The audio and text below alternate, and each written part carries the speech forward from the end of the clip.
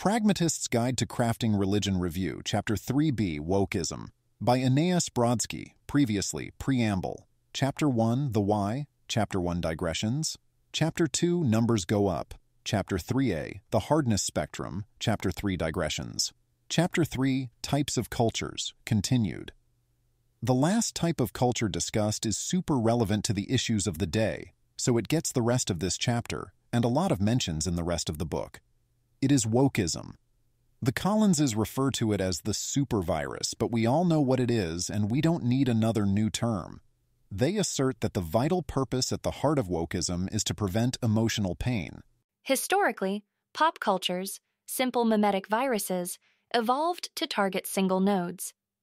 These cultures would flip target nodes, convert them, by offering individuals an easy life and positive emotional subsets. The supervirus evolved a new strategy. Instead of flipping individual nodes, it works to flip entire nodal networks. Instead of selling the promise of minimizing emotional suffering within a single node, it entices nodal systems with the prospect of minimizing negative emotion across the entire network. This is not what I would have said is the core of wokeism, but this is their book, and I'm not sure it matters anyway as long as we all know what we're talking about. They lean hard into the virus metaphor, and I think it's a good one. It captures Dawkins' original concept of a meme and adds some compelling imagery. Once an organization reaches a certain level of infection, it begins to grow departments or branches designed to do nothing but spread the infection and accumulate resources, much like growing tumors hijack blood supply. The core function of these new departments and branches is to impose the supervirus's values, e.g., all emotional distress, charge violence. These departments also systematically identify, target, and remove groups and people immune to the supervirus, i.e., they report problematic information and people. The concept of a memeplex evolving to remove those who are immune to it was one I hadn't been directly aware of before. It was nice to have it brought to my attention this explicitly. The most interesting new claim they make is that wokeism has evolved to kill the institutions it infects because this allows it to spread faster, much like pre-modern cholera was non-lethal because the host dying meant the cholera died.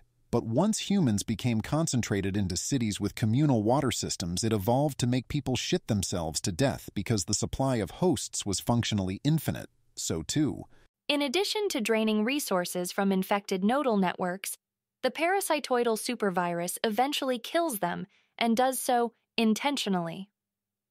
Iterations of the supervirus that randomly mutated into versions that kill their hosts have outcompeted strains that do not. Once an organization, cultivar, or movement is infected by the supervirus, portions of its internal machinery get redirected toward infecting as many members of that organization as possible. This would be a fairly slow reproductive strategy if those individuals all stayed within that organization's static nodal network, which is why parasitoidal iterations of the supervirus have a competitive advantage. A fully infested organization that falls apart releases all its constituent members back into the social labor pool to infect a large number of new hosts. How? The supervirus begins to modify the infected nodal network's governing structure to repeatedly and systemically target anyone in a leadership position while encouraging large amounts of infighting, all while spawning dozens of spontaneously forming and dissolving sub-governing councils. This process can be seen in the Occupy Wall Street movement, the Women's March, Gawker, and Chaz. An organization infected by the supervirus will act in a way that is riskier and more likely to lead to self-destruction than one would expect. An infected organization will act in a manner that draws a lot of media attention in an effort to infect even more people before it functionally dies. A fascinating assertion, and one that explains a lot. Go woke. Go broke isn't a bug, it's a feature. As they say, this is a problem, a big friggin' problem. When something like a country's controlling political organization is infected, the supervirus is unique among cultures in that it does not strive to create its own cultural identity, but instead wears the skin of its victims to hide from societal immune systems that historically would have protected against a shameless, self-replicating piece of code. The virus will puppet the corpse of its victim, point to good things the host accomplished before becoming infected, and say, "How can you criticize me? I am an X, and X is all about helping people. Look at all the great things I have done." Emphasis added so I can comment that this is extremely annoying. I've talked with people who claim wokeism is responsible for black civil rights in the US, despite not having existed until decades later.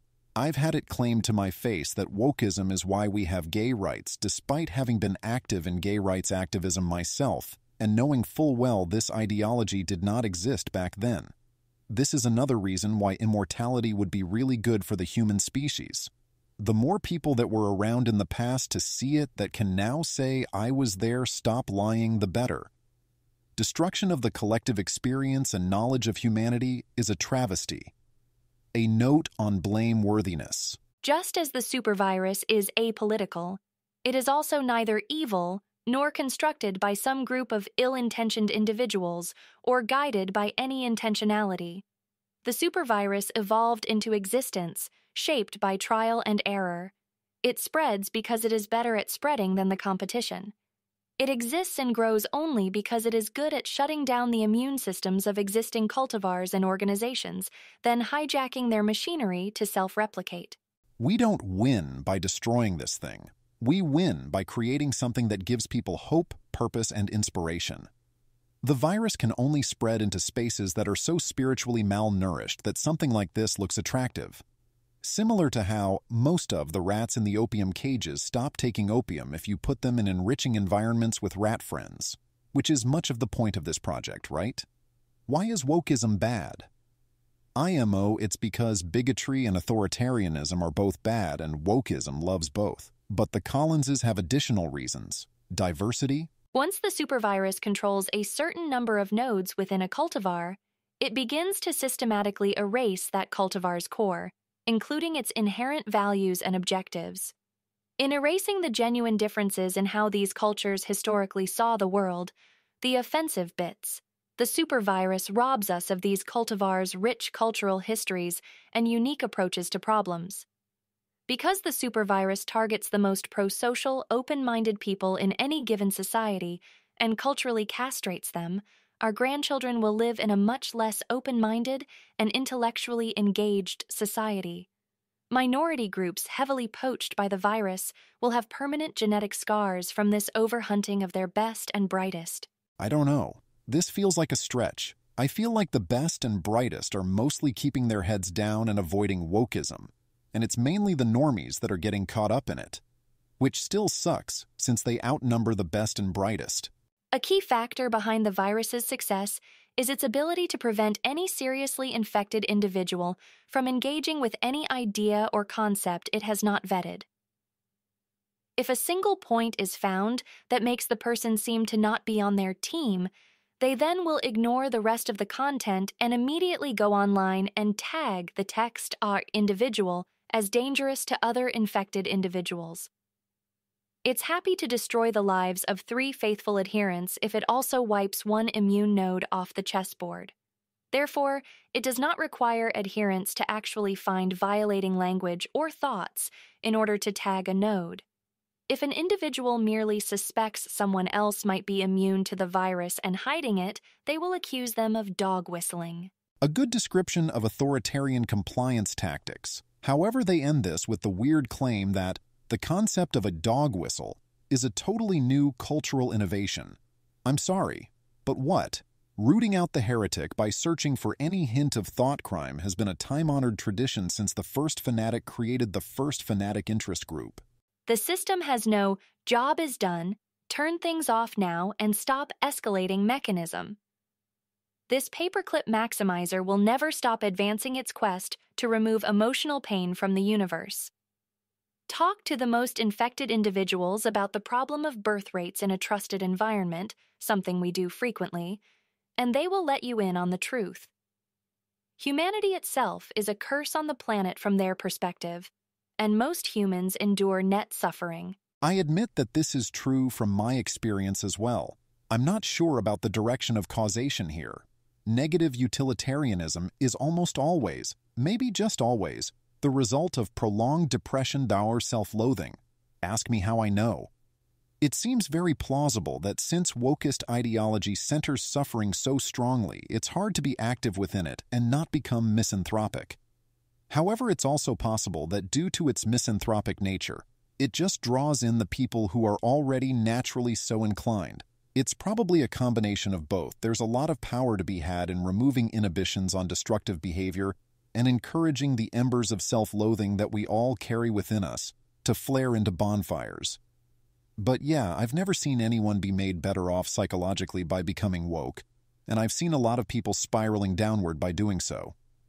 To be clear, while we do not think the supervirus is the primary cause of falling birth rates, we do think it is the primary factor blocking honest discourse about the ramifications of a hard landing on demographic collapse. I think that it is certainly a contributing cause. Why would you want to bring new humans into a world that's so bad it would be better if no one existed?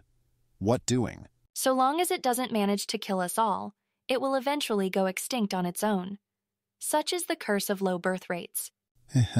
The only way to counter it is to genetically engineer stronger cultivars that are not susceptible to it and build a framework for these cultivars to differentially work with each other while using the supervirus's own strategy of deprioritizing vulnerable nodes. Essentially, we must create a mirror society. Well, yes, we are trying to create a cultural community religion structure that gives the people closest to us what they need to thrive. Once they have that, they won't really be vulnerable to wokeism. I've seen this happen with my own two eyes. It's beautiful. But I don't think the goal is to counter the woke supervirus. That's just a side effect. The phrase, while using supervirus's own strategy of deprioritizing vulnerable nodes, really worries me. I think that actually the most vulnerable in our society should have extra priority given to them so they are not lost. But perhaps I'm misreading this. Perhaps they mean don't invite in people who are vulnerable, compromised, which I strongly support. I have a personal rule to not date or sleep with woke women anymore, and it's intensely healing. I recommend it to everyone. I am definitely wary of any group that doesn't have some defense against the woke creeping in, so if they're advocating having those defenses up, I'm all for it. Creating a mirror society, though, that's a lot. It reminds me of the two Americas, or Scott Alexander's dark matter world of conservatives that must exist but he never meets. I think of the divide between red and blue restaurants, Chick-fil-A versus Cafe Rio, red and blue media, and red and blue businesses generally. Do we really want to create two parallel societies in the same geographical location that don't intersect at all? I don't think this is the best idea, TBH. Let's start with making a relatively smaller, values-aligned, distributed community first, like Jehovah's Witnesses did, except without the crazy woo stuff. Here's one very simple protective mechanism. Any cultivar that systemically punishes people who give in to their emotions, be they positive or negative, will be totally immune. Viewing emotions as mere signals and inconvenient products of our evolution, our ancestors who had them had more surviving offspring, makes flagging language like, that might hurt someone's feelings, impotent. Emphasis in the original. This is going too far, IMO. We are God shatter. Emotions are great, actually, and based on all my viewings of Based Camp, Malcolm intrinsically believes this, even if he claims otherwise. Perhaps for the people the Collins's religion is, for this is a good line to push, because it is meant to serve a headstrong and fiery folk. The people I'm hoping to serve are traditional rationalists, people who have a long history of suppressing their emotions far too much. We really need the post-rats to help us incorporate vibes and embodiment, to make friends with our animal bodies rather than trying to break them. We don't need to crush them further. That being said, one of the things that getting in touch with your emotive self grants you is the understanding that actually hurting someone's feelings is often fine. Hurt is an experience that all living beings sometimes have, like hunger or fear, and trying to avoid it at all costs is far more damaging than being a grown-ass adult about it. In short, we can and should all learn to be far more like Ella.